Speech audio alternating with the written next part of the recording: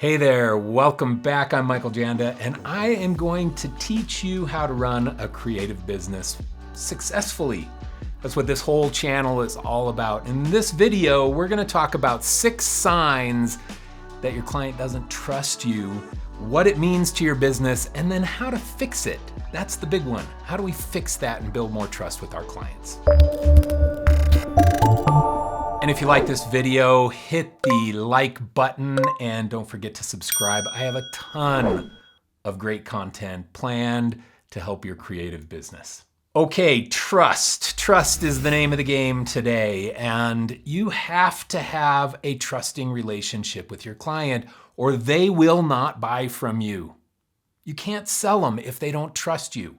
It's arguably the #1 reason that a client will buy from you. And I put it higher than doing great work and winning awards and all the things, to me, are lesser than building that trusting relationship. If they trust you, they'll trust you to do work that is quality. They'll trust you that you're gonna price things fairly.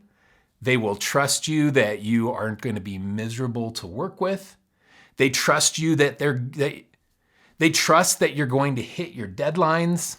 If they trust you, they'll buy. If they don't, they won't. Okay, so let's dig into 6 signs that your client doesn't trust you. The first one, the client questions your pricing. They question, hey, why is this costing so much? If they trust you, they're not gonna ask that question. They're gonna trust that you're charging them fairly. So if your client is asking about your pricing and questioning why it's so high and can't we cut this down and all those things, it's because they don't trust you. Ultimately, it is because of that. Number 2, the client tries to change your process.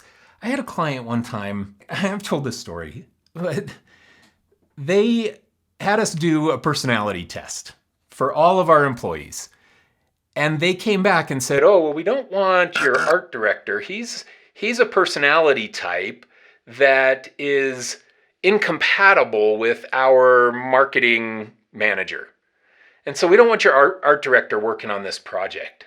And I was young and dumb in my agency at the time. And I was like, okay, well, I guess so. Then we'll just trust you, because I thought that the client was smarter than me or something.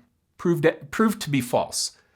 Not because I'm so smart, but because they had a failed business and it was miserable working with them. Anyway, so we follow their process. We say, okay, well, we'll exclude our art director out of the flow. I was just trying to be accommodating. It was so dumb. It was so dumb. I shouldn't have done it. The client tried to change my process. I should have said to the client, hey, our art director is our top designer in our agency. You want him working on the project. I can't change my process to accommodate what your personality test says. He's great to work with. You're gonna love him. That's what I should have said, but I didn't. Young and dumb, I learned my lesson. I didn't do it ever again. I had clients say, hey, can we just take that wireframe process out and just jump right to design? Hey, can we remove the strategy conversation? We don't really need that. Can we just go to comps? That kind of thing. That's the kind of stuff. If clients trying to change your process, they don't trust you. You know best. And you want clients who trust that you know best. Next, the client asks for a ton of changes. Okay, here's another story. I had a client one time, we went through like 16 rounds of changes just to the proposal document. Oh, we need to change the scope here, we need to change the scope there, and can we tweak this and tweak that? Man, we were in change crazy town before we even started the project. So of course, what happens? Well, in the course of the project, the client asked for tons and tons of changes. The scope kept modifying, and it became this miserable, long project that we probably didn't even make any money on it in the end. It was a cool project, and it was for a big brand Hollywood company, but man, going back in time, I should have listened to the red flags. If the client's asking for a ton of changes at the start, they're gonna ask for a ton of changes all the way through. So watch for that. Asking for lots of changes is a sign they don't trust you. Next, the client questions your timelines. They're like, oh, why is this taking so long? If they trust that you know what you're doing, they're not gonna question your turnaround times and how long things are taking to get completed. They're gonna trust that you're the expert. Next, the client has meetings without you. This is a big one. And I didn't really realize this kind of red flag until later on in my agency years. But the client has meetings without you about your work. Man, that's a massive red flag. If they're talking about the project that you're working on and you're not in that meeting to discuss it with them, then you're like at the mercy of whatever cockamamie decisions they make when you're not there to discuss what you feel is best for them. A client who trusts you is going to want you in those meetings. They're going to look at you for your expertise and your consultation. They're going to want it there. So beware of clients who are having meetings without you because it's a sign that they don't trust you. Meetings about your work is what I'm talking about. Not just meetings. You can't be in all the clients' meetings, but client meetings about the project that you're doing. You should be there. Okay, number 6, the client argues change orders. You tell the client, hey, well, that's out of scope. We need to add to the scope. It's going to be X number of dollars more. And then the client's like, no, that's not good.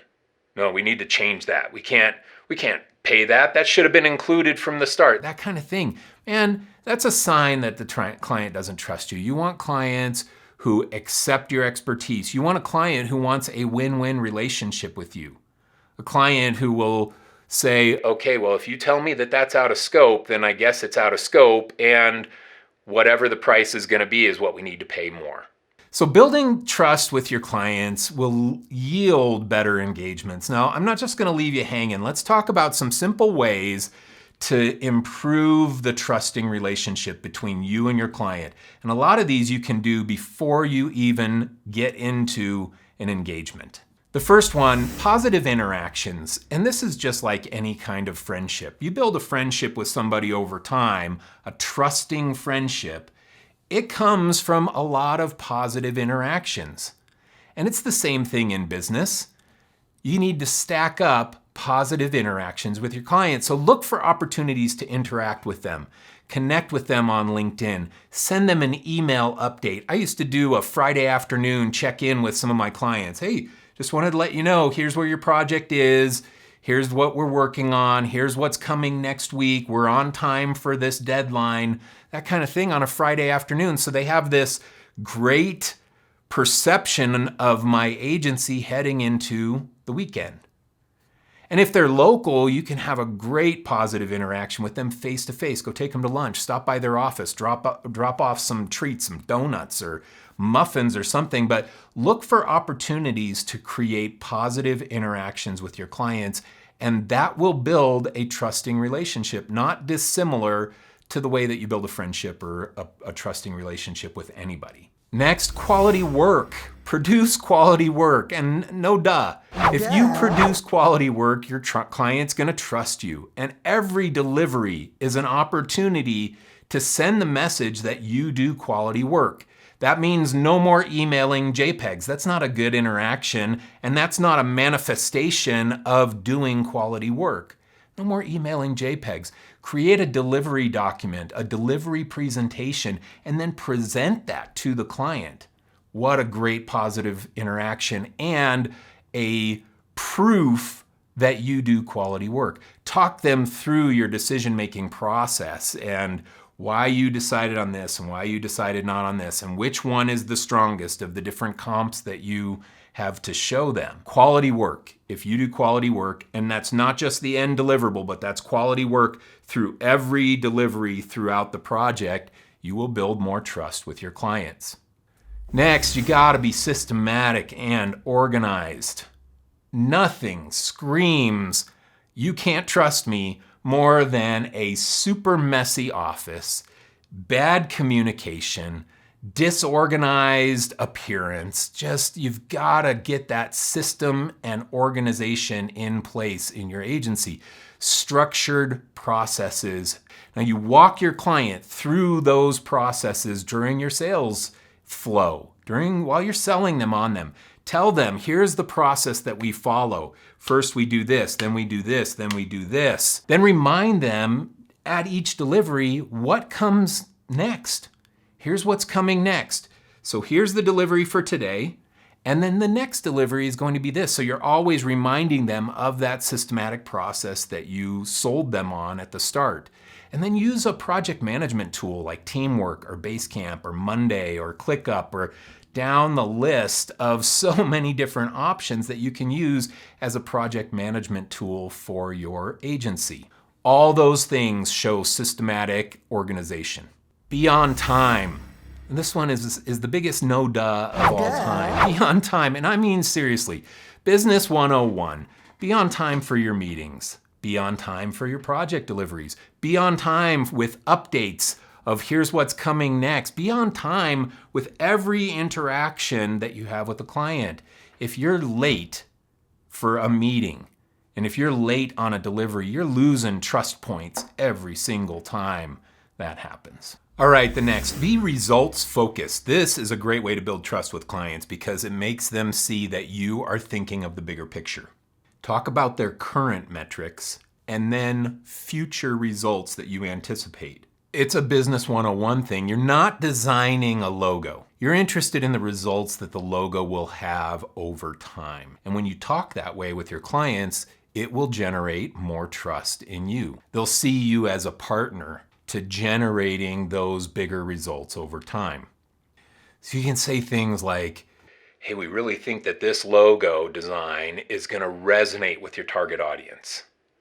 Not just, hey, I like that. I like this logo. I like this one a lot. No, this logo is going to resonate with your target audience. That's the way to start talking about things in a results-focused manner. Something like, I have a high confidence this new design is going to generate additional revenue for your business. So you just intermingle into your conversation things that are results focused. Show them that you care not just about the look of the thing that you're creating, but of the results it's going to produce for them. Okay, so 6 signs that your client doesn't trust you, and then some ways that you can improve upon that. I hope you like this video. I have a ton of content coming for you on this YouTube channel. I'm gonna make this a big focus moving forward in my content delivery. So stay tuned for more. Hit the like button, subscribe, and the notifications and whatever other little buttons you can hit. I appreciate your support. Thanks so much. We'll see you again soon.